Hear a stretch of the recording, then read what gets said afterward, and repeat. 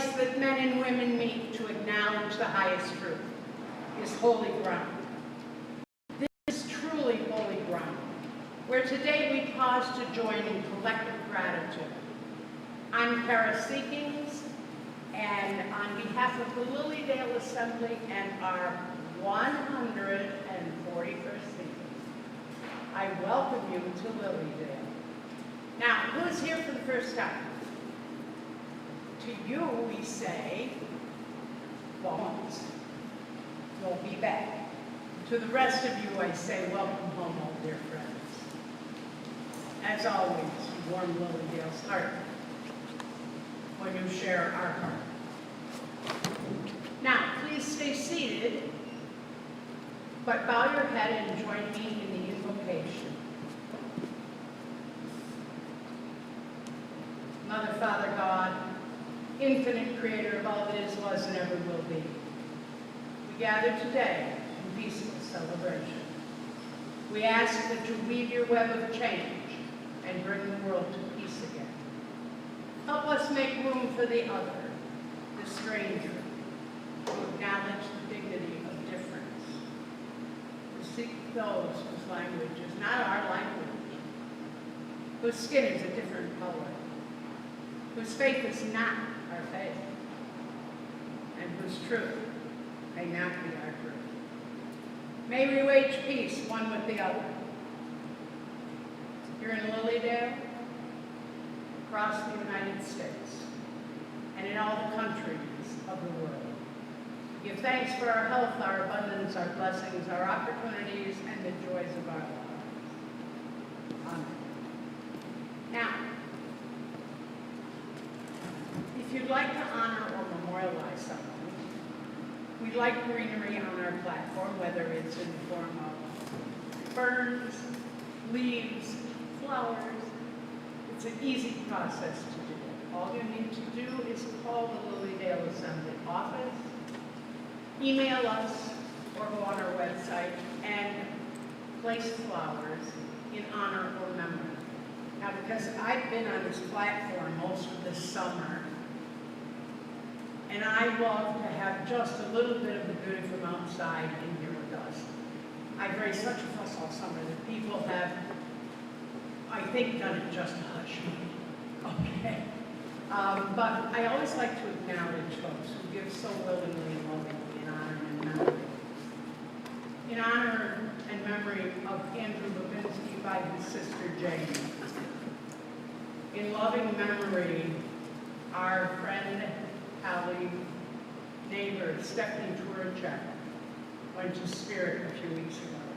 Stephanie was a registered medium here in LilyDale, and there were flowers placed both in loving memory from her family, but also from her church family, Church of the Living Spirit.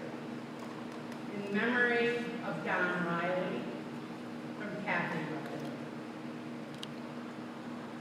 Sandra Florkowski, who's local, often brings us beautiful bouquets in honor and memory and love for her mom, Sally. Our friend Aloma Cason and her church folks often attend here this summer, not this summer. And Aloma and her church, the Church of Divine Inspiration in Rochester, sent flowers saying to us, forever in our hearts and thoughts. Flowers from the Dulcet Farm, from Wilcox, Pennsylvania. Now, I mentioned that particularly. Number one, Judy has been a very supportive clairvoyant on this platform this summer. But also, for any of you who are local, you know that Wilcox, Pennsylvania isn't the next farm over. It's about 2.5 hours. And she faithfully shows up several times a week to serve the platform and do message work, and we're grateful for that. But she sent them, for which I have even more gratitude, in my honor, and in the honor of every volunteer and every person who has given service to this assembly this summer from this platform.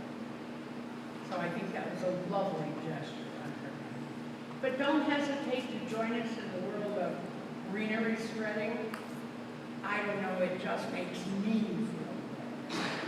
Now, we are going to do for our speaker today, he's got the whole word, and I'm going to walk away from this microphone and swear to you, I will not sing into it.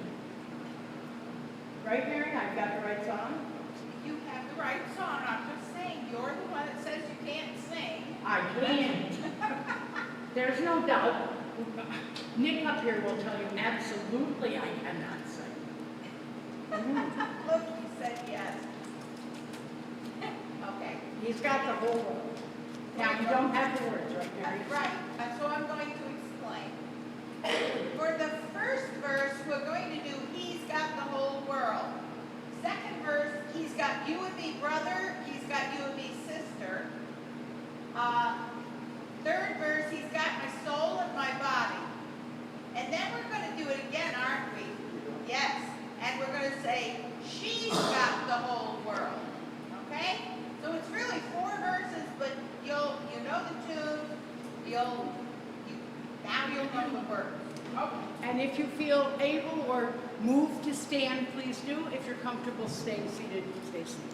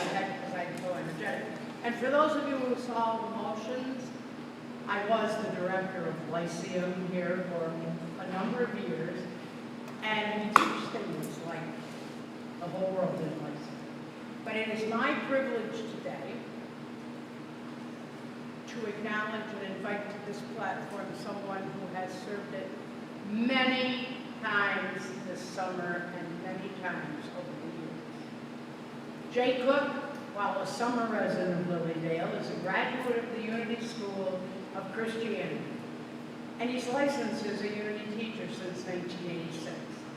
He was ordained as a spiritualist minister in 1994, and is licensed through the General Assembly of Spiritualists.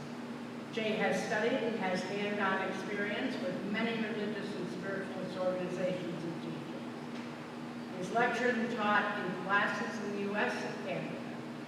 He has served the Unity churches in both Edinburgh, PA, and Port St. Lucie, Florida, as interim minister and spiritual teacher. He's sharing his personal experiences along with research and study on the continuity of life and the natural spiritual divine laws. He continues to bring enlightenment to he as well as others. Jay is co-founder and has served for 34 years as co-pastor of the Universal Unity of Spirit in Pasadena. He and his wife have welcomed visitors to their lakeside cottage house in LilyDale, and then they desert us every winter when the snow flies. And then they're home in Port St. Lucie, Florida. Now I'm going to share something that doesn't appear on Jay's bio. I happen to know Jay's wife, Jan. And I asked her, because Jay, as you all know, or those of you may not know, but those of us on the platform, Jay is a very energetic guy. So I said to her, how in heaven's name did Jay ever survive COVID? Just a stay-at-home Mark, how did he ever survive? She said he did really well except church. So you know what, guys? I invite you to welcome the Reverend Jay Cook to the platform.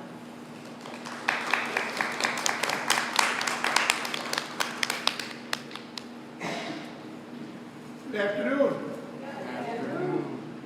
There is one presence, one power, one God in my life and in the universe. God good, very good, most excellent, perfect, perpetual, pleasing, and eternal. I really believe that.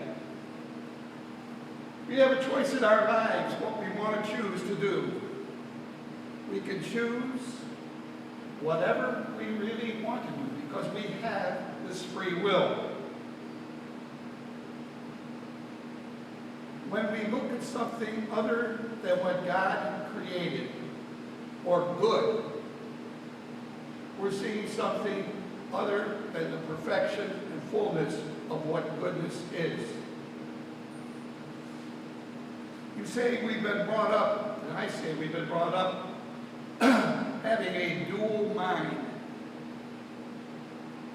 What we do is we see things as either good or bad. Some of us are wise enough when we don't see something as labeling it as good or bad, we call it, well, that's the way it is, which is a much more wise thing to do. Because when you have to go and make a choice, it really boils down to the one thing. You make the choice of whether it's going to be a good thing for you or it's going to be a negative experience for you. We're faced with so many different things that pop up in our lives. This year has been a very strange year.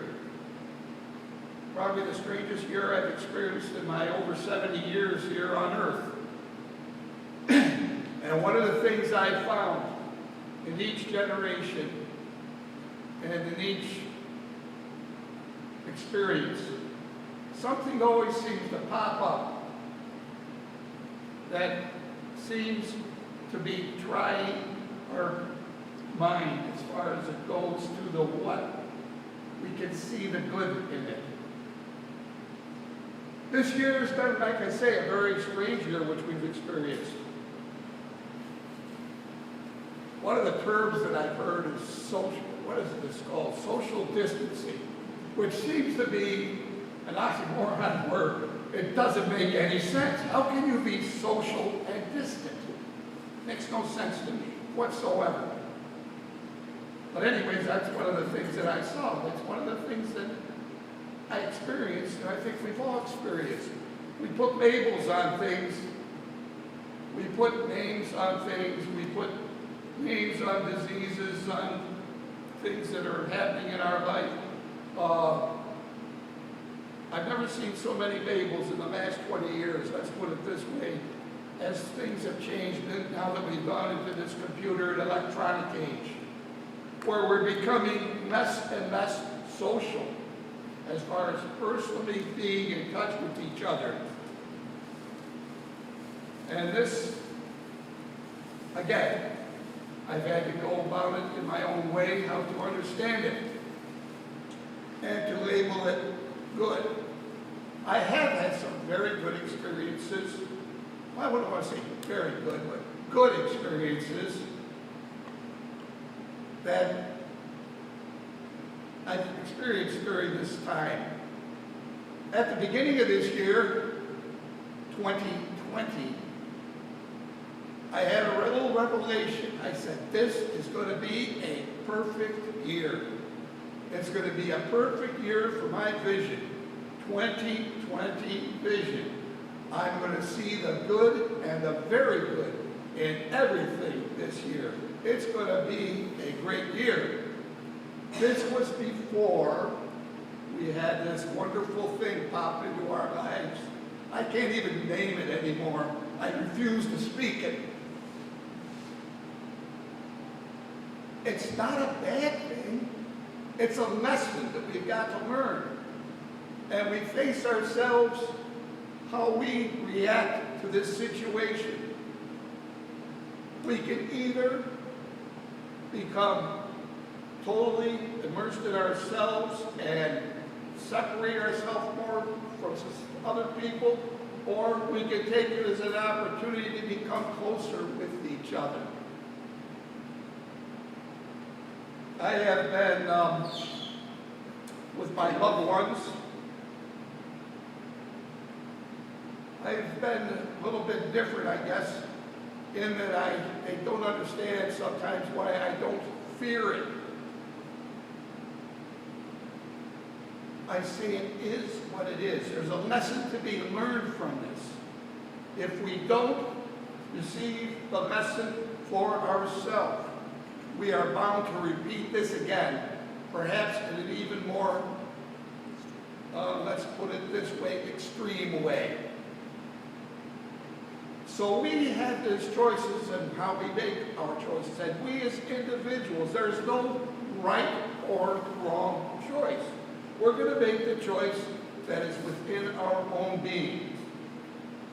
We are going to make the choice what we feel is right and good for ourselves and for our loved ones. Again, don't take this, what I'm saying, for my personal self as what you feel. Because again, I'm not saying I'm right. I'm not saying you're right. I'm saying you are right because you have made that choice. Now, one thing I learned when I was going to school out at Unity Village in Kansas City there, it was a wonderful experience. I was out there for a couple of years. And the founder of the Unity religion, his name was Charles Fillmore. And he was quite a character. He was a co-founder. Don't want to say that. That's why I had to put she into our first song here. Because there's the balance. You've got to maintain the balance. The male, the female energy. We don't say God, Mother, Father, God. God is not one gender or the other. God is gender full. Full of both. We make our choices, whether we realize it or not, how we decide to project ourselves. And God, in my belief system, is all good. Both male, female. And I looked at it and I've studied and been to so many different religions and churches, and I've picked up something good for myself and for others that I can bring forth, I hope. But again, it's your choice whether you want to incorporate what I say or not. Because this has worked for me. It's continually enabled me to progress spiritually. Where when I had my first life, I had two what they call, in weird terms, near-death experiences. How can you be near death and be dead? But twice I was absent of physical here on this plane there. And I've had changes in myself totally from my experience on the other side. One of the first things and the most important things that I learned was personal accountability. That we are responsible for the choices we make, whether they be good or whether they be other than the good. But the simple, logical thing, and I found it in every single religion that I've been involved in, is what we basically call the golden rule. Spiritualism has, why I gravitated to spiritualism and I live here in LilyDale, is because of the principles of personal accountability, personal responsibility, that we create our own happiness or our own unhappiness if we so choose. And it's in accord, which means in a oneness, with natural, spiritual, and divine law. What we send out in our thoughts, words, and our actual actions is what our experience is going to be. Now you say, well, that doesn't really make sense, I guess, because I'm doing what I want. The thing, what you've got to realize is the oneness that we have, this connection we have with each other, and whatever we interact with, that what you send out is going to be your experience, but you're going to experience it totally, both in the cause and the effect. In other words, what you send out. If you send out love, you're going to experience love. Not necessarily from the object that you're giving it to, but the experience will come back to you. It's inevitable. And if you do something negative to a person that you wouldn't want to have it done to yourself, you're going to experience it. Now we can say we act negatively towards somebody or do something to someone we wouldn't want to have done to ourselves by justifying our actions. We sometimes say, well, that person did all these bad things to me, so I'm going to either do the retaliate and give the badness back, or I'm going to do something to make it even more harmful for them. I'm going to act in a way that I would not want to have acted on myself.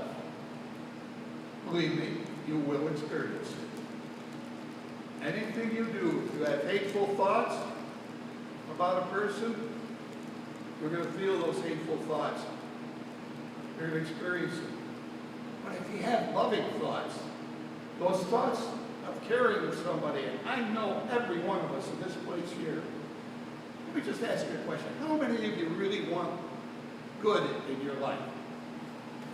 Is there anyone here that would want something other than the good? Well, some people say you have to experience bad to experience good. I say no. You don't have to experience it. You choose to experience it. There is nothing you have to do. There is nothing forced upon you. You are in control of your destiny. You are in control of your future. Your past is your lesson. You look at the things that you experience in your life that you did not perhaps would not want to experience again or see someone else experience, and you take those things and you transform them. You turn those things into a blessing. In other words, that most awful thing that happened in your life, and I can tell you, I've had some pretty awful things over my years, seemingly awful things happen, that if I told you, you'd say, wow, how can you get through that? Well, you want me to tell you something? They turned out to be the biggest blessings in my life. And I'm not fooling you. Honest to goodness, I thought at times, you want to end it all. It's just so bad. It seems the world just seems, everything just seems to keep crashing down on you at one time. I think some of us have experienced that. Yet when I realized and set my focus on that one presence, on the one power, I said, God is good. God can create only good. I became a student of the Bible. Part of the reason there, which a lot of people, I was first turned off by it. And one of the things when you're on the other side, and when I was on the other side, I don't know what you call it the other side, but when I was in this higher realm, I asked a question about the Bible, because I think most of us have been brought up with what this book is. And it sometimes has a very negative connotation in a lot of our lives. You don't want to hear it. You don't want to hear it. Preacher, you hear doom and gloom. Well, I asked the question, what is this book? Is it really a holy book? You know what I got the answer? It's an atlas. An atlas. You know what an atlas is? If you want to go in a certain direction, you can take a look at that map in the atlas, and you can decide which way you want to go, and the shortest route, the scenic route, or whatever route you want. But you're going from one point to one point, and it gives you accurate descriptions of what you want to do. It doesn't make a decision for you. You make the decision yourself. But it gives you an accurate account of what you can expect. Whether the roads are going to be windy or dirt or it's going to be a freeway where you're zooming fast to get to a place. You make that choice. And one of the choices, and this thing, you know, there's so many different places like an atlas. If you look at an atlas, you're not going to look at an atlas. If you're planning going from Cleveland to LilyDale or from LilyDale to Florida, you're going to look at that atlas and you're going to look up those routes that go to that specific place that you desire. And that also it does the things in your life that you desire, the things that you perhaps are running into. Or perhaps you're in an area where you got lost and you got your handy atlas there and you can get your bearings. We've got GPSs now, so people don't use this paper thing anymore. And how many of you ever had your GPS put you in a place that you don't really know? Or again, that's relying on the human aspect of it. You're letting that guide you rather than you directing it from the directions that you receive. That's the only thing I have against GPSs. It takes the choice out of you. We can get alternative routes. They keep making them better. You know, supposedly if there's an accident, it'll tell you you can go this way, that way, or whatever. I've ended up staring into the woods, listening to one of those GPSs. Pulled out my trusty atlas, got myself out of there. Look. Maybe it's because I'm older and not into the computer age as much as a lot of people are. There's a lot of wonderful things I found of it there that I've seen, but I don't rely on it. It's not my life. I see people buried in their phones, the cell phones, which are these wonderful computers, but they actually running your life. And if you take one away from a person, you might as well take away their soul. How many of you can put your cell phone down and go a whole week without messing with it? I went, after I had my own experience, I was a phone and business and all that. You know what I did? I had my phone disconnected for 4 years until I got my wife who said, I got married, and she said, we're going to have a phone. Which is good. I adjusted to it, and it's fine. And I find, like I say, these things are wonderful tools that we have at our things. It's how we use them and whether we control them or they control us.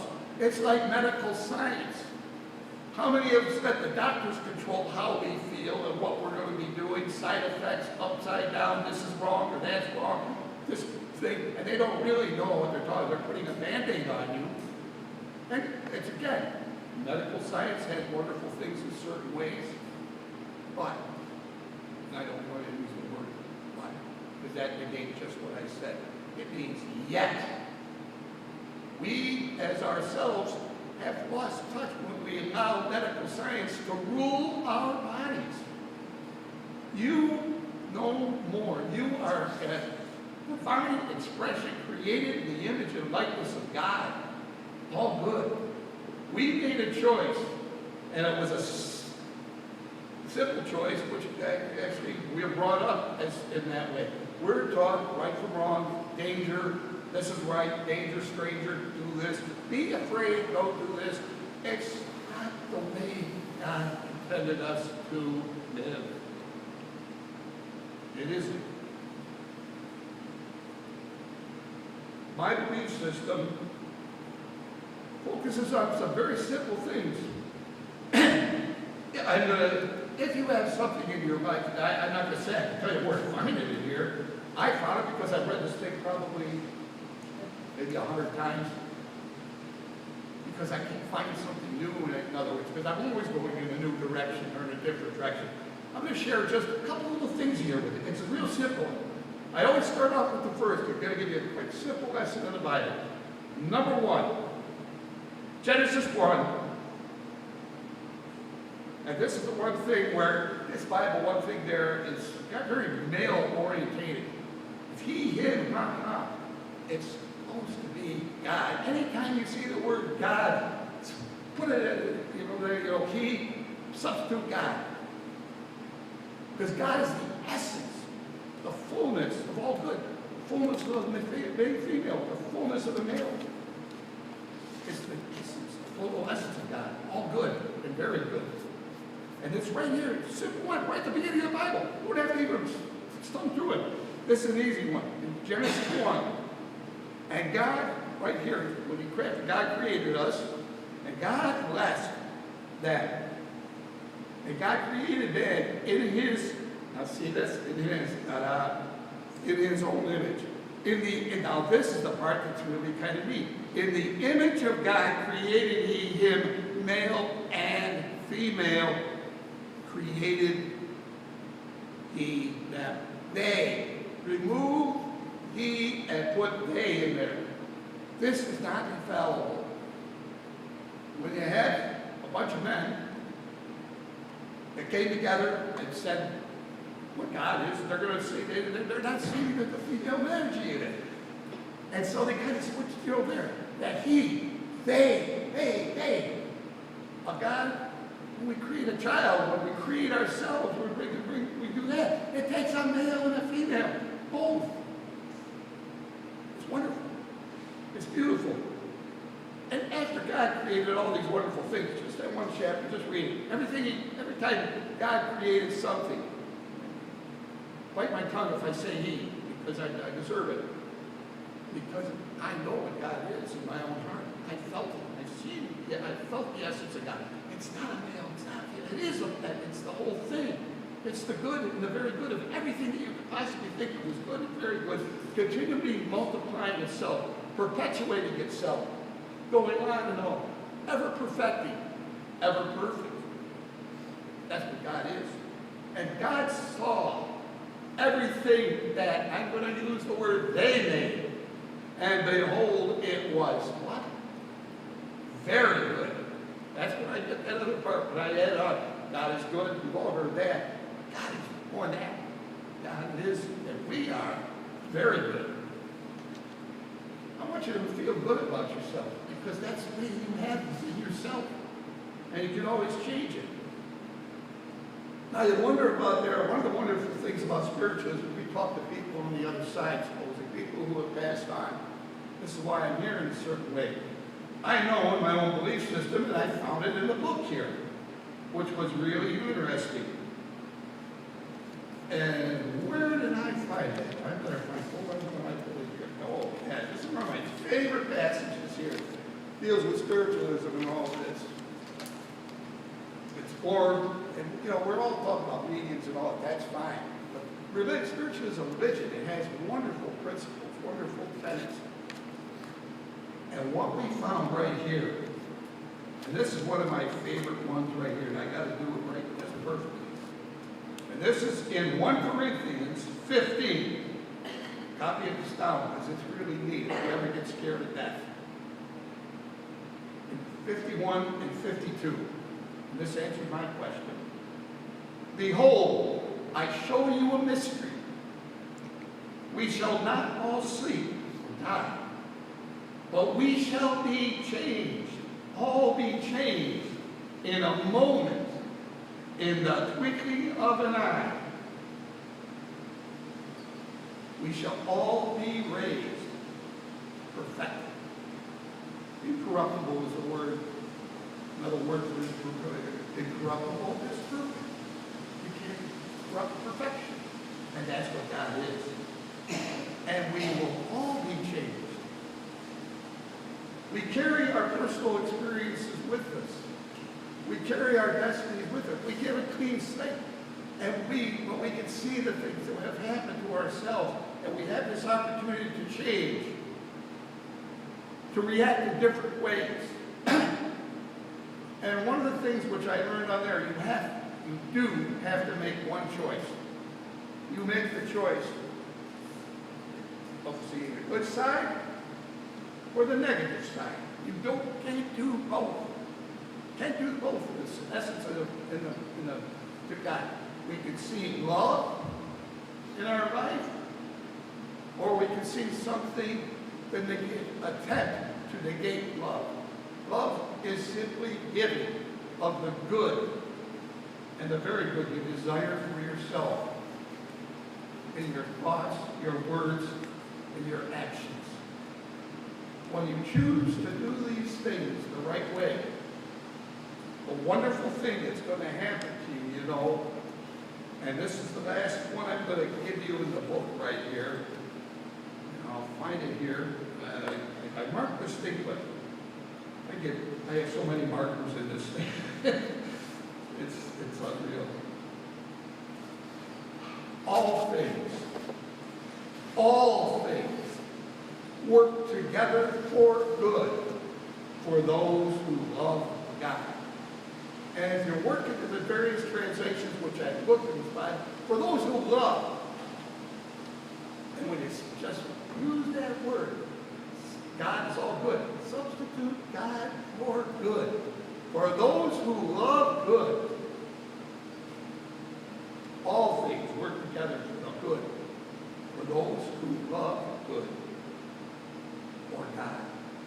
And when we love each other. It's a pretty simple book once you decide where you want to go in your life. Once you choose your direction you want to go. I'm not going down the punishments and the negativity things in there because I'm not saying they're right or wrong. I'm just saying that's not the direction I have chosen to go. I'm keeping it simple. And this is what I like to do. I don't like preachers that scare you. I don't like people that come there, you know, there. But yet, I find in every single church, and I've been in some churches which the hellfire and brimstone, and I found something good pop out of that thing. Especially after I get a chance to talk to someone about it and use the book, which seems to be in a lot of religions what we go by. It's not literal, it's up for your interpretation. You want to take it literally? Fine. That's your prerogative. I'm sharing with you today what I truly believe within my own heart, what I've seen within myself. If in fact it works for you, that's wonderful. If it doesn't, I'm sure whatever works for you is going to work for you. That we're all going to be, and this is one thing that I know for a fact, we're under that divine law. We're under that law of cause and effect. Even if you've never been to a church and you've been brought up in the worst thing, I know you've been exposed to it, because if you go down to Ziggy's bar, you're going to hear it. You're going to hear someone say, what goes around comes around. Everyone knows it. Make your choice. Make it for the good if you want. Paul said you want good in your life. You've been making the right choice when you raised your hand and said that's what you're going for. And I say thank you very much for listening to what I had to say here about this, because truly, if one person just receives something that they can use, I've done my job here today. Thank you.